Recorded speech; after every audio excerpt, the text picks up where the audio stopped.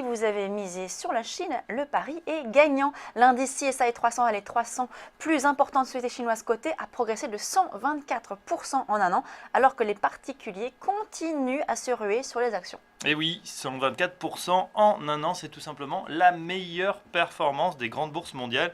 L'indice CSI 300, justement, poursuit sur sa lancée de 2014 avec un gain de 37% depuis le début de l'année. Vendredi, à la clôture, 46 valeurs de l'indice affichaient d'ailleurs une performance supérieure à 200% depuis le début de l'année et certains gagnaient plus de 400%, au point que, évidemment, certains commencent à parler de bulles spéculatives. Il faut dire que jeudi dernier, le 28 mai, l'indice a chuté de 6,7% en une seule séance. Les autorités chinoises sont même intervenues, montées au créneau pour tenter de calmer le jeu, pour calmer cette spéculation. Oui, l'indice fait le yo-yo. Les autorités ont donc procédé à un changement de réglementation sur les opérations sur marge. C'est cette annonce qui a provoqué la chute de jeudi, car cela contribue bien sûr à restreindre la liquidité.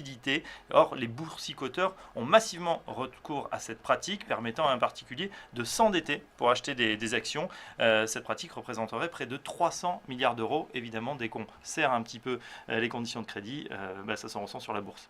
Et les épargnants chinois qui ont longtemps misé sur l'immobilier s'en détournent aujourd'hui pour aller sur les marchés actions.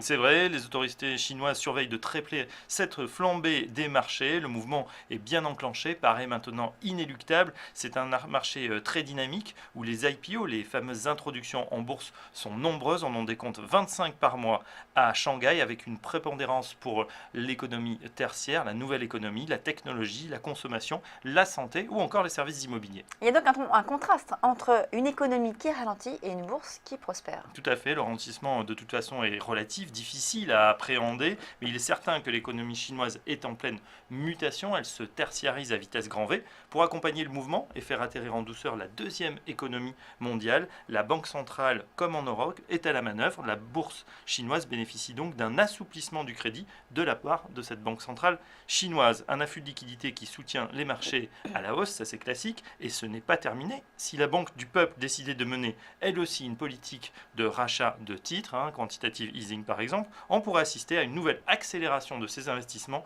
déjà de nature frénétique. D'ailleurs, le trou d'air de jeudi a été vite comblé. La bourse chinoise a repris hier plus de 5%. La spéculation peut repartir de plus belle.